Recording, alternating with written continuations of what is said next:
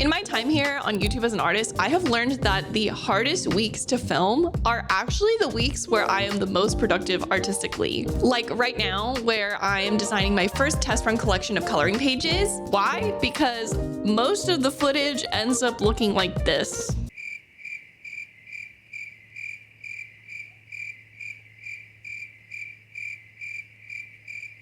But it's okay, because I've been doing this long enough that I feel like I can figure out how to make an entertaining video around that, I think.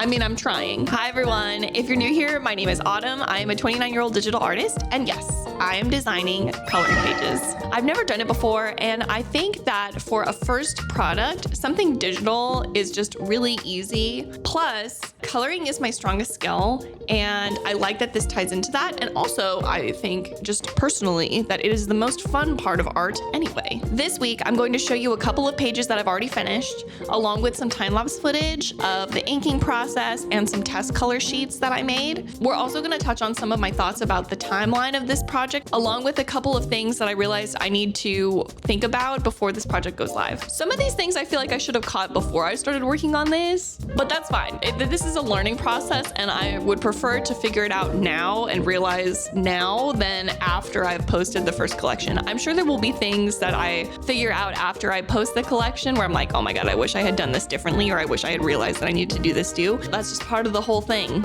So I'm just gonna accept it, but we're trying. And then the only other thing is, like, maybe we'll have some room for some silly little life updates. I'm just gonna get started and we're gonna see how the video turns out. But before we get into that, if this sounds interesting to you and you'd like to continue to follow along with my art making journey, make sure to subscribe and don't forget to click the bell to be notified whenever I post anything new. And while right now we're working on coloring pages, I make all kinds of art, like this.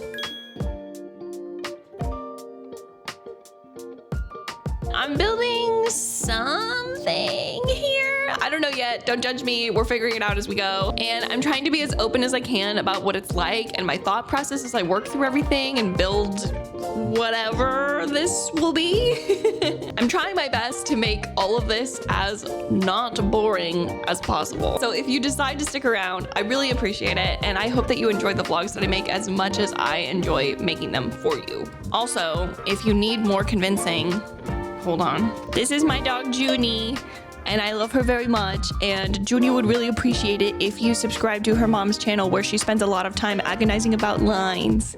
Isn't that right, Junie? She's sleeping. But Junie is also in the vlogs a lot, so if you like looking at Junie, maybe you should subscribe. Thanks. Okay, thank you, Junie. Okay, I'm coming back. I'm coming back. Okay, now that's all out of the way. Let's get everybody caught up on where we're at so far with the coloring pages. So my initial thought for a coloring book project were a 20-page collection split into 5-page sections of work over 4 months, with one big theme for the whole thing, and then each smaller section has a sub-theme that fits in that umbrella. So for the first section, since May is the last month of spring, I decided to go for a spring picnic theme. So we're thinking of things like gingham and spring produce, spring animals and bugs, doing some kind of munchies. Overall, very colorful and cute, which we love here. It's like right up my alley. So I started working on sketches, which are all designed to fit on your standard printer paper, which is 8.5 by 11 with a 1/2-inch border around the edge. I remember being able to print to these specifications at my old office job, and so I'm hoping that this is an easy thing for you guys to do on your printers if you're trying to print them out to color with physical medium. The designs turned out really well, but by the end of the first week, I only had 2 fully finished sketches for the most part. The other 3 need at least 1 more layer of sketching before I feel comfortable starting to ink them. But here's how they turned out so far. This is the first page I designed, which has probably the most generic picnic theming. I don't find that to be a bad thing at all. It actually turned out really well. Originally, this was just going to be a test page to help me get my brain used to designing for coloring and help me choose a brush, but I liked it so much I decided to keep it. There are a couple things that I want to add before I fully ink the page, so we're gonna work on that this week. Next, we have this one, which came from the thought of a pollinator picnic. The whole idea originated from a joke I made with my partner while walking Junie once, where I said she really puts in a lot of work to help pollinate all the plants with how much she sticks her nose in them. She will literally stop every few feet sometimes to smell different plants, and we could be stuck in front of one flower patch for like 5 to 10 minutes. So yes, I did include her nose in the top right corner. The dog is Junie, just for clarity. clarity. So those are the most flesh out ideas. And then now we're moving into the work where these are good concepts, but they need another layer of refining before I'm ready to start inking. My whole vibe for this one was I just wanted to make a pasta pun. That's it. That's like really all there is to it. And I just like pasta salad. I almost went with something sassy with like impostable as the pun, but I couldn't think of anything. And I figured maybe I wanted this to be more on the encouragement side. So we landed on, you've got endless possibilities. It's cute, right? I like it. One addition I'm debating here, other than just refining the sketch, is faces on the cherry tomatoes. Why? Because I like it. That's it. That's the only reason that I am thinking about putting faces on the tomatoes. I just like to put faces on food. Okay, listen, for this next one, a lot of my drawing process, and I would argue a lot of folks' processes for drawing is, I like this thing, I draw this thing. So, ducks. Yay! I thought it would be nice to have a few pages with small details to color like the first two that are maybe a bit more challenging, and some with larger details for a nice break. Plus, these types of pages would be easier for, say, if you wanted to work on these with kids. My only thought of an addition here is maybe I would like to give them hats and little scarves. Oh, and I'm also not 100% on if I want a super clear reflection on the water like I have right now. Okay, last one. Stay with me. This is, ironically, also the last page I drafted because my wrist was really starting to protest. I did most of these all in a day or so. At least the last three definitely were all in one day. My thought was to have another little critter picnic again, mostly around the squirrels on the bottom. Like maybe they've gorged themselves on some snacks and are all food combing before doing more munchies. If I get lucky, I think this could be refined in a single pass, but it'll really depend on how easily the details come to me, so we're gonna find out. So basically that's where we left off in the last video, and then there's a couple of things that I just wanna touch on really quick before we move on to the time-lapse footage for this week. So first, I have decided on an inking brush. I've decided that I'm going to use this one by this artist. I don't really feel like butchering their username right now, but here's who they are. I bought these brushes, or maybe they were free. I can't remember if it was a free pack or a paid pack, but I really like this brush. I did have a dream to have nice textured line art and still be able to give you guys the ability to color drop if you were coloring digitally, but I have since given up on this dream. I just couldn't make it happen. So maybe in the future. However, I do have a recommendation for how to get around that, and that is the selection tool on Procreate. I use it all the time. You'll see me using it in some of the time-lapse footage to do the test colors today. I love it. It saves my wrist so much pain, and I can go so fast just filling in large areas of color with very minimal effort. If you don't use it much, I think that everyone should be using this tool. It's great. Maybe I should do like a full rendering tutorial someday. That's a thought. Okay, next point before we get into the time lapse.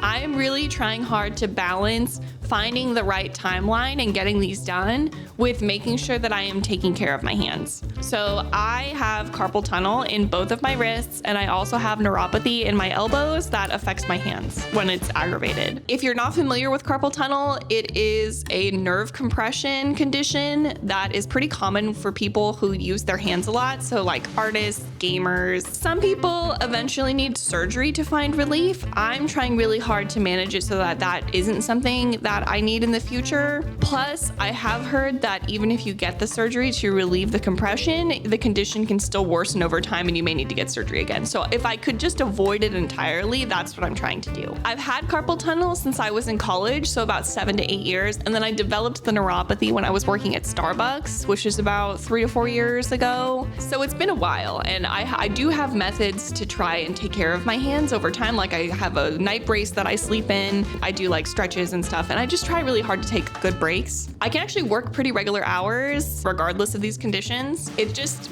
requires a lot of extra management of like, sometimes I need to take a long break, do other things. However, something I am trying to keep track of while I'm working on these coloring pages is how long compared to the plan that I made that it actually takes me to do every step of this process. So like sketching, inking, test colors, etc. This way, if the schedule that I originally came up with turns out to be unrealistic, I can make adjustments for future small collections. So as we work through all of the footage that I have for you for the video today, day, I'll probably end up updating you on how it all went and where my thoughts are in terms of the timeline. Okay, I can't think of anything else, so let's just move on to the time-lapse footage.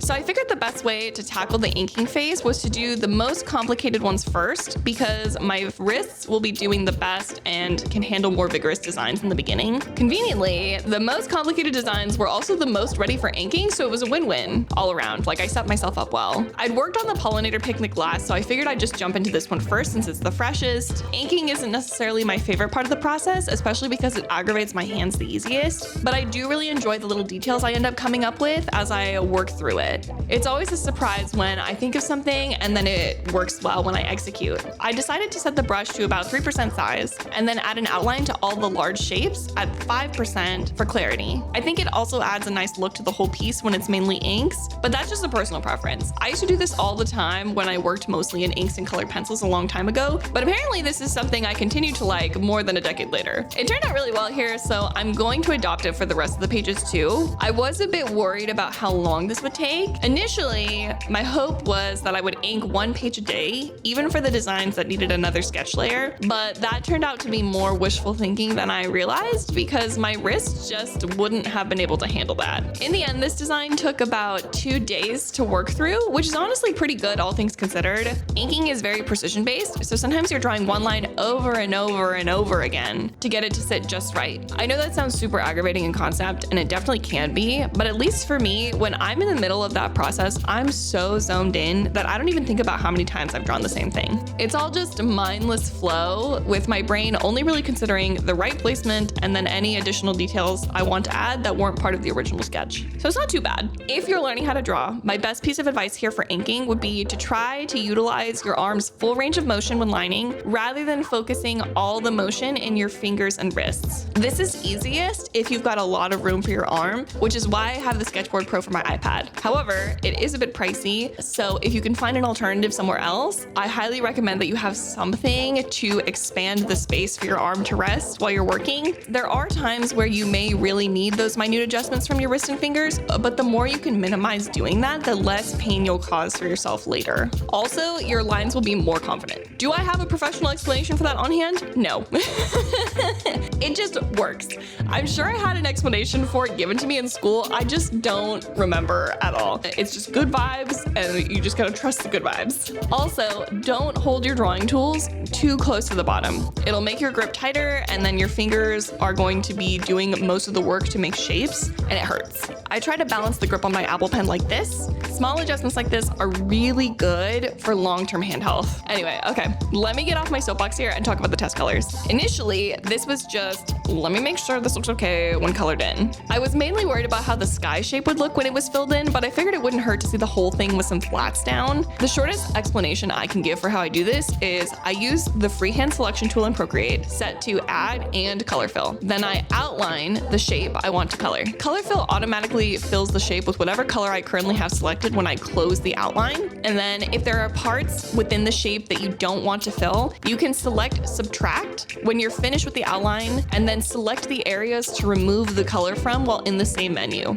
It sounds complicated, but when you start doing it, it's super easy peasy. The test colors were a really nice break for me because it's a lot easier on my wrists than lining. I did realize doing this for all the pages could be really helpful for you guys because I could provide these test color pages as a color guide with your purchase. That way, if you're not super confident about choosing colors or you just want to turn your brain off a bit more when working on them, you can use these as a friendly suggestion to make it easier. I'm not, however, in any way claiming that this is how I would actually render these pages. This is just how I colored it in within a couple of hours so I could see how all the shapes were working. I am really considering taking these to full render later just because I like the design so much. I actually had to keep reminding myself that I was not taking these to finish and to keep the tests very fast and very simple. There's a tiny bit of color shading going on, but just like a teeny bit. So after finishing that first page, I took a half day off because my partner is super busy right now, which no is not normal, but it does happen a couple times a year. So I took a half day, I went to Costco and bought some snacks and some more allergy medication for Junie because she's just an itchy girl and the meds seem to help a lot, especially because she's sticking her nose in all these plants. She's just a pollen vacuum, you know, she just is like a sticky roller, but it just pollen. And then I went to TJ Maxx and you guys, I got these boots for $12. These are $40 boots, and I got them for $12. That's like over 50% off. That must be like what, 60, 65%? I don't know. Even the cashier, when I was checking out, she was like, oh my gosh, that is an amazing sale. And I was like, girl, go get you those boots. So I have winter booties now. I'm very excited about them. And then I went to go get some miscellaneous groceries for myself, but it was just like, I don't know, I didn't really feel like filming it because it's just, I'm buying things like yogurt and like drain snakes. That's not very exciting.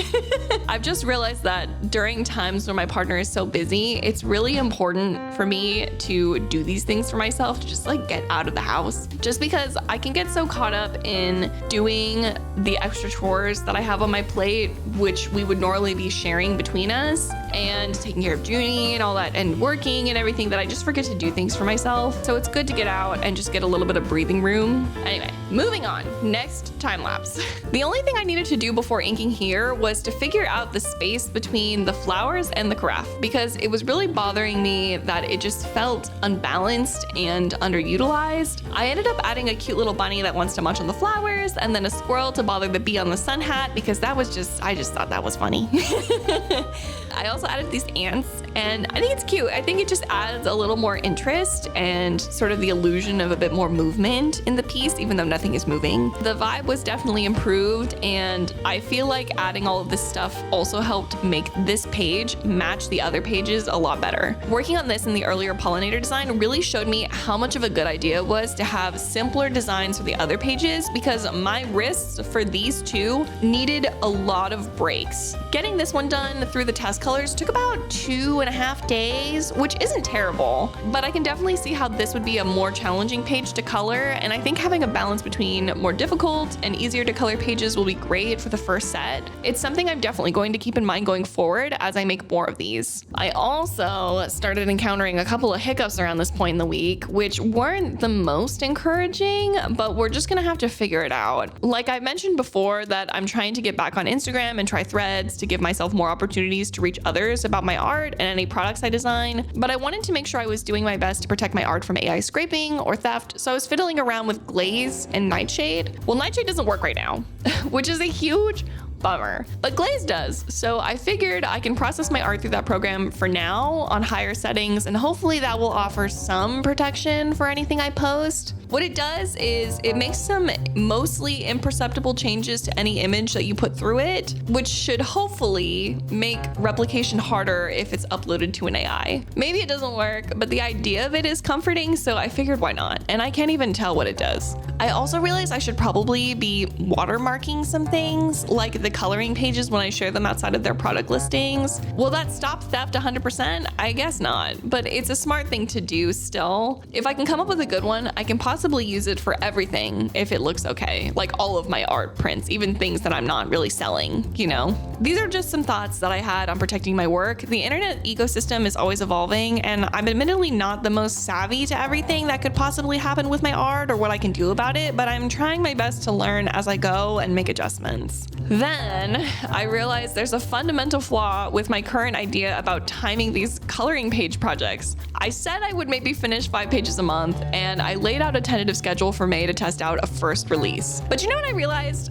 I started working on this a month ago, which means it's all actually taking me a month and a half to get done. Yeah, I don't know why that hadn't occurred to me at the time, but it does mean that I should probably adjust my expectations for timelines going forward. I'm sure I'll get faster at it, and maybe eventually I could realistically get it all done in 1 month. But rather than trying to dig my heels in and force it, I think it's better to just adjust my expectations to this longer timeline, at least for this full first collection. That way I can keep an eye on how things progress going forward. If I plan for a month and a half each time, and by the end of these 20 pages I'm finishing early, then I'll know I can shrink the timeline for the next one. Just off the top of my head, I think the original theme I picked, which was like a spring summer seasonal theme for the whole book, would still work even if the collection isn't finished until around September, which is what we would be looking at. Around here, that time of year is usually still feeling like summertime anyway, and I think a back to school theme for the last 5 pages could actually be really really fun. Anyway, I hope you guys enjoyed seeing the time lapse for those 2 pages. I debated about showing the rest of them as well because I did refine the sketches for the last 3 pages and I'm currently working on the inks for those, but I realized that I should save those as a surprise for next time when we're basically set up for launch.